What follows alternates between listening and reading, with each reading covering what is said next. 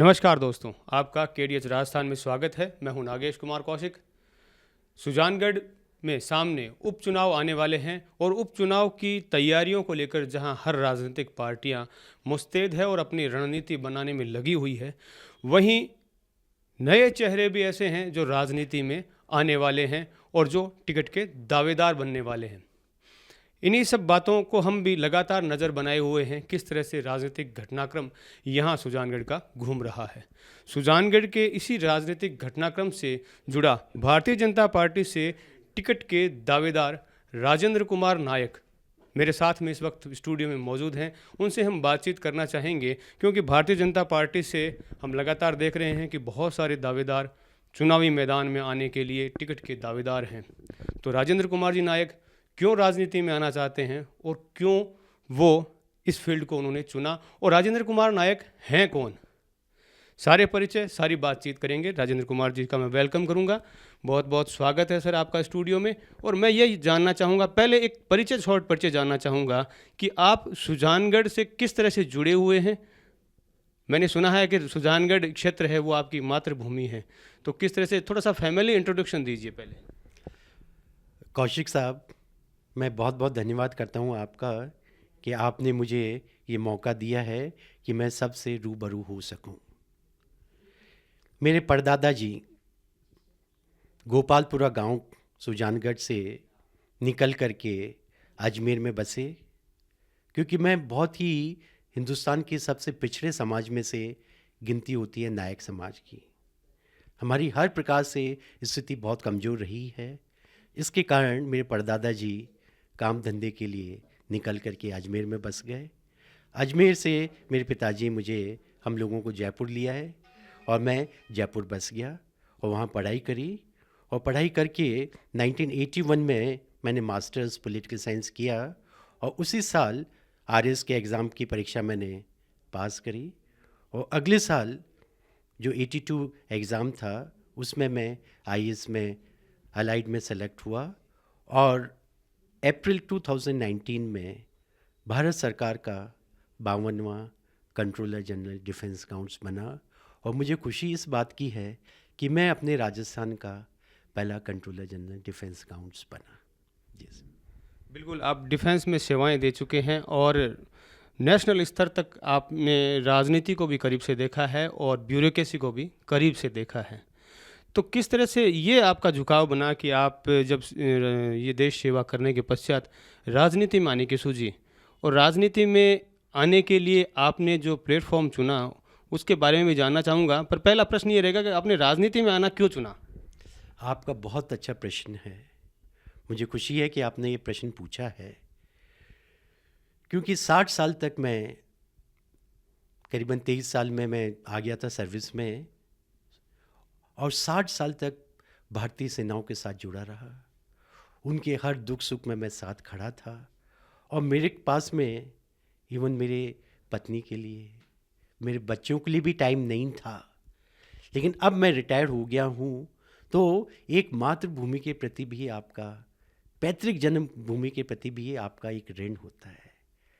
तो साहब, मैं तो इस ऋण को चुकाने के लिए आया हूँ।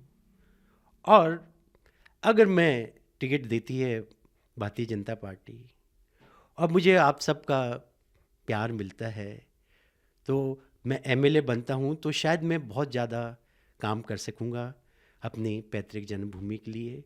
वरना मैं तो सेवा करने आया हूँ, अपना जो पैतृक ऋण है जन्मभूमि का उसको उतारने के लिए आया हूँ। बिल्कुल, आप जैसा पढ़ा लिखा, समझदार और एक नेशनल स्तर तक डिफेंस में सेवाएं दे चुका रिटायर्ड आईएएस ऑफिसर, बहुत अच्छी बात है कि अगर राजनीति में इस तरह का व्यक्ति राजनीति में आता है और किसी भी जगह का यदि नेतृत्व करता है, बहुत अच्छी बात है। मैं एक बात जानना चाहूँगा कि मैंने सुजानगढ़ में एक चीज़ देखी है कि जो टिकट मांगने वालों की या राजनीति में जो नए चेहरे आ रहे हैं, उनमें भारतीय जनता पार्टी की तरफ से विशेष रूप से मैंने ये देखा है कि लोग टिकट मांग रहे हैं।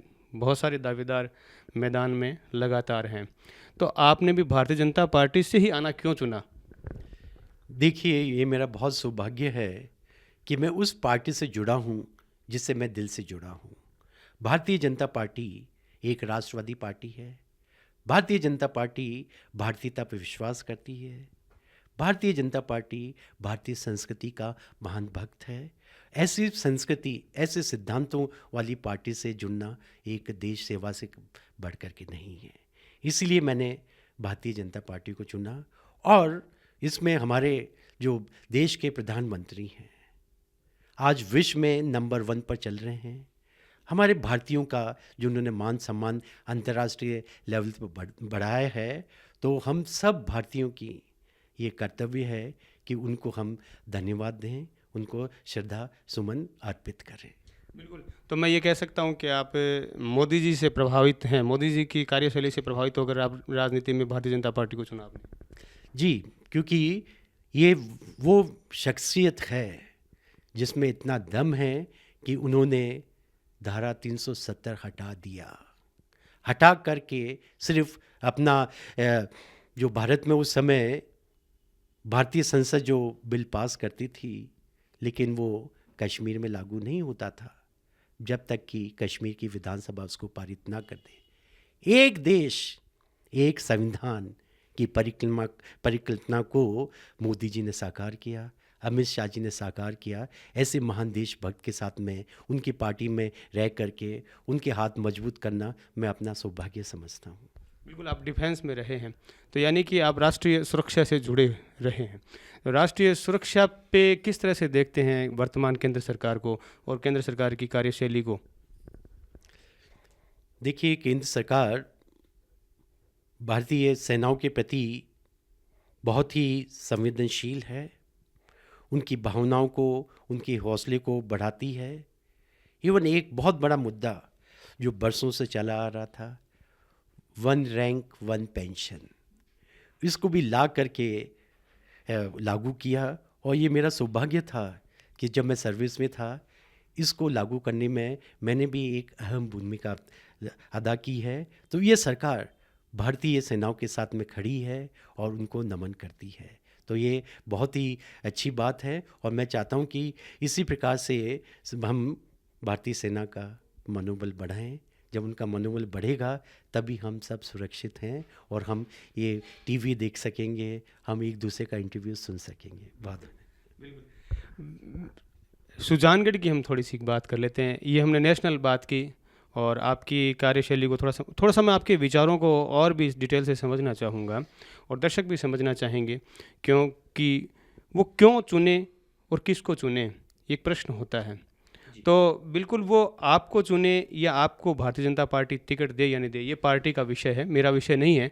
लेकिन मैं उन विचारों से रूबरू ज़रूर होना चाहूँगा और जनता को करवाना चाहूँगा जिन विचारों से आप अपने आप को मानते हैं कि यदि आपको टिकट दिया जाता है और आपको जनता चुनती है तो आप बेहतर तरीके से यहाँ की जनसेवा कर पाएंगे, यहाँ के लोगों के काम ज़्यादा बढ़िया कर पाएंगे, आप अच्छा नेतृत्व दे पाएंगे। इसका निर्णय मैं आप पत्रकारों को और भारतीय मेरे सहभागी नगरवासियों को मैं देता हूँ। लेकिन जहाँ तक मैं समझता हूँ कि मेरे पास में करीबन 36 साल से ज़्यादा का प्रशासनिक अनुभव है और मुझे पता है कि सरकार की स्कीम को कैसे लागू करते हैं। भारत सरकार में जब मैं सरकार सेवा में था, मुझे कई लक्ष्य मिलते थे, स्कीम्स मिलती थी कि इनको आपको इम्प्लीमेंट करना है, इनका क्रियान्वयन करना है। तो मैं अपना मैनेजर स्किल लेकर के अपने सभी लोगों को साथ में लेकर के प्लानिंग करता था और उसको सफलतापूर्वक मैंने इम्प्लीमेंट करवाया है। तो इसी प्रकार से अगर आप मुझे चुनने का मौका देते हैं और आप सोचते हैं कि शायद मैं काबिल हूँ, तो मैं आपको ये वादा करता हूँ कि मैं अपने प्रशासनिक अनुभव के कारण जितनी भी सरकार की योजनाएं होंगी उसको मैं लागू करने में शायद एक बेहतर ढंग से काम कर सकूंगा। बिल्कुल। भारतीय जनता पार्टी से आपने टिकट का दावा किया है, तो भारतीय जनता पार्टी के संगठन से भी आप जुड़े होंगे, कब कैसे? जी, मैं संगठन से जुड़ा हूँ और बहुत पहले से जुड़ा हूँ मैं, क्योंकि ये संगठन राष्ट्र प्रेम, देश प्रेम, भारतीय संस्कृति, भारत के अभिमान, इन सब को अपना लक्ष्य मानता है। तो इसी लक्ष्य के साथ मैं इन सबसे जुड़ा हूँ। अपनी भारतीय जनता पार्टी आपने ज्वाइन भी की होगी, वो जानना चाहता हूँ कि कब ज्वाइन की, किस तरह की? जी जी जी। ये मेरा बहुत ही अहोभाग्य है कि मैंने भारतीय जनता पार्टी 19 जनवरी 2021 में इस पावन सालासर धाम सुजानगढ़ धाम में मैंने जब प्रदेश अध्यक्ष जी होनहार हमारे युवा गुणी श्री सतीश जी पूनिया साहब आए, राम सिंह जी कस्बा एवरग्रीन हमारे लीडर, हमारे शेर की तरह धाड़ने वाले राजेंद्र सिंह जी राठौर, अभिनेश महर्षि जी और विभिन्न पदों पर आसीन भारतीय जनता पार्टी के पदाधिकारी और कार्यकर्ता के सामने मुझे बीजेपी ज्वाइन कराई गई। मैं इनका बहुत बहुत आभार करता हूँ, मैं बहुत बहुत इनका आभार करता हूँ। कितना अपने आप को आप आश्वस्त पा रहे हैं कि भारतीय जनता पार्टी जो आपको टिकट देने वाली है, या किस तरह से बातचीत आपकी हुई है? अगर ये प्रश्न आप उन्हीं से पूछें तो बेटर रहेगा। मैं तो देखिए ज़िंदगी ही आशा पर टिकी है, अगर आशा नहीं तो ज़िंदगी नहीं। बिल्कुल, आशा भी होनी चाहिए और कोशिश भी करनी चाहिए, हर कार्यकर्ता की उम्मीद होती है और हर कार्यकर्ता चाहता है। और आप जैसा पढ़ा लिखा यदि ब्यूरोक्रेट व्यक्ति आईएएस रिटायर्ड, तो बहुत अच्छी बात है, ये सौभाग्य की बात है सुजानगढ़ के लिए। और सुजानगढ़ की बात थोड़ी सी अपन कर लेते हैं कि सुजानगढ़ के किन मुद्दों को आप किस तरह से देखते हैं कि यदि आप राजनीति में आते हैं और जनता आपको आशीर्वाद प्रदान करती है, तो सुजानगढ़ के विकास को किस तरह से आप पंख लगाने की कोशिश करेंगे? किन मुद्दों को आप विशेष प्राथमिकता देंगे? ये भी आपने बहुत अच्छा प्रश्न किया है मेरे से, कि इस पर मैंने चिंतन किया है और आगे भी करूँगा मैं, और आप लोगों की भी मुझे सहयोग की ज़रूरत पड़ेगी जहाँ तक मैं समझता हूँ, क्योंकि जो हमारा बेसिक काम धंधा है सुजानगढ़ का या पूरे हिंदुस्तान का, वो है कृषि। अगर कृषि में हमने डेवलपमेंट किया, विकास किया, तो आम जो जनता है उसकी परचेजिंग पावर बढ़ेगी। तो कृषि का उत्थान करने के लिए, विकास करने के लिए हमें जल चाहिए। तो नहर आसपास तक आ चुकी है, तो मेरी ये कोशिश रहेगी। पीने का पानी नहर का आ चुका है यहाँ पर, पीने का आ चुका है, लेकिन खेती के लिए नहीं है। गाँव में नहीं पहुँचा। गांव में, खेतों में, खलिहानों में अभी भी नहीं पहुंचा है। अगर ये पानी यहाँ तक आ जाए तो खेती का विकास हो सकेगा। जब मैं यहाँ पर जयपुर में मैं पोस्टेड रहा हूँ, IFA south western command Jaipur, तो यहाँ पर मैं जब पहले भी घूमा हूँ मैं बहुत, तो मैं देखता था पर मौसम था बरसात का और इंडिया में बाढ़ तबाही मचा रही थी और राजस्थान में सूखा पड़ा था। ये हथनी ब्रिज है हरियाणा में, राजस्थान से ज़्यादा दूर नहीं है। इस ब्रिज से खूब सारा पानी छोड़ा जाता, वो बाढ़ बन करके जन धन की हानि होती थी। तो मेरे माइंड में ये प्रश्न आया, क्यों ना हम जो ये पानी बरसात में बाढ़ बन के जा रहा है उसको मोड़ करके राजस्थान के में लेके आ जाएं और एक ऐसा बड़ा सा हम बांध बना करके बना लें जिसमें इसको जो पानी तबाही मचा रहा है उसको इकट्ठा कर लें। लेकिन जब सिविल सर्विस की तैयारी करी थी तो ज्योग्राफी सारे सब्जेक्ट्स हमने पढ़े थे। तो अगर आप देखें ज्योग्राफी के लिहाज से तो भारत का जो ढलान है वो पूरब की तरफ है, यमुना नदी पूरब की तरफ है और पश्चिम में ऊंचास है, तो पानी कैसे आएगा? लेकिन राजस्थान एक ऐसा स्टेट है जहाँ पर ये कॉन्सेप्ट आया लिफ्ट कैनाल, तो पानी को थोड़ा ऊपर उठा करके एक बड़ा सा रिजर्वायर बना करके वो पानी ला सकते हैं। उस पानी से हम अपना पीने की समस्या और कृषि की समस्या का भी हम समाधान कर सकते हैं। बिल्कुल, कुछ मुद्दों पे मैं बात करूंगा आपको। सुजानगढ़ के जो मुद्दे हैं, जैसे एक सुजानगढ़ ज़िला बनने की ओर अग्रसर है, आपको जैसा पता भी होगा, और ये डिमांड एक ऐसी डिमांड है जो शायद हर व्यक्ति के दिलो दिमाग में है।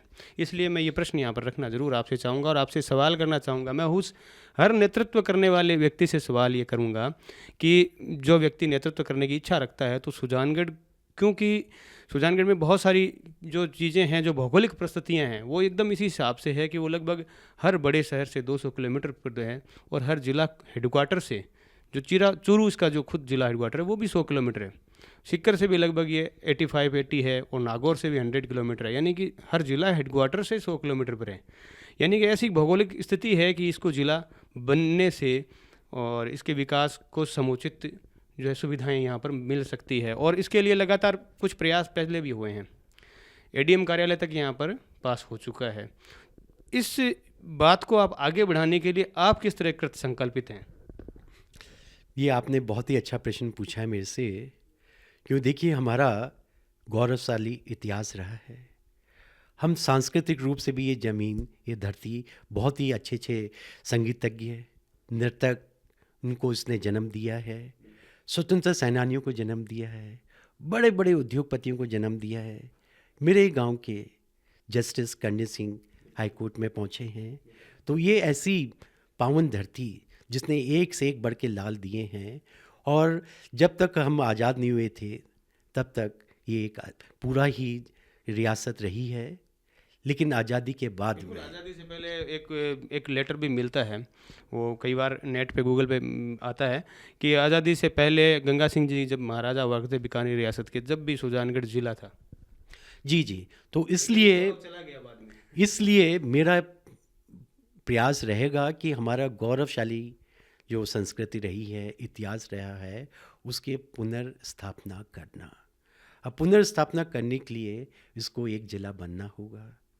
अब देखिए साहब, मैं तो अपनी सर्विस में अपनी बात को आज तक, तो जहाँ तक मैं सोचता हूँ, ठीक ढंग से मैं पुटअप कर सका हूँ, बता सका हूँ, और खुश नसीब हूँ मैं कि अपनी बात को आज तक मनवा भी सका हूँ।